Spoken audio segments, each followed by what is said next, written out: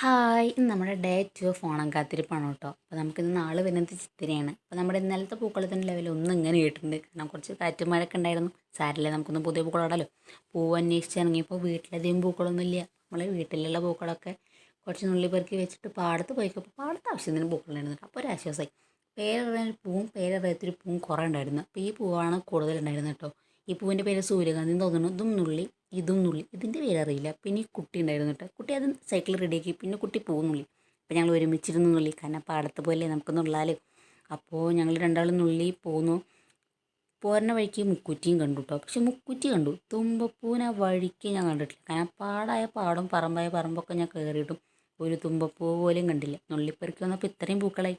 ഇത് മൊത്തം നുള്ളിയതല്ല കേട്ടോ. കാരണം കുറച്ച് കടയിൽ നിന്ന് വാങ്ങിച്ചതുണ്ട്. കാരണം നമുക്ക് ഓണ ലെവലാക്കണമല്ലോ. അപ്പോൾ നമ്മൾ ഇന്നലെ ഇട്ട പൂക്കളൊക്കെ വൃത്തിയാക്കിയിട്ട് കുറച്ച് ചാണകം മെഴുകണം എന്നാണ് നാട്ടു നടപ്പ്. അതൊക്കെ സെറ്റപ്പാക്കി പൂ ഇട്ടു കേട്ടോ. കാരണം കുറേ കാലമായിട്ട് നമുക്ക് പൂടാൻ പറ്റില്ല. അപ്പോൾ നമുക്ക് ഈ പൂക്കളിട്ടപ്പോൾ നല്ല സന്തോഷം തോന്നി. അപ്പോൾ പൂക്കളൊക്കെ പെട്ടെന്ന് സ്പീഡിൽ നമ്മൾ ചെയ്തിട്ട് അച്ഛനും പറഞ്ഞു സൂപ്പറായിട്ടുണ്ട്. അപ്പോൾ നമ്മളെ പൂക്കളൊന്ന് കണ്ടാക്കിയാലോ. ഇതാണ് നമ്മുടെ ചിത്തിരിടാൻ നട്ട പൂക്കൾ കേട്ടോ. എങ്ങനെയുണ്ട് ഗൈസ്?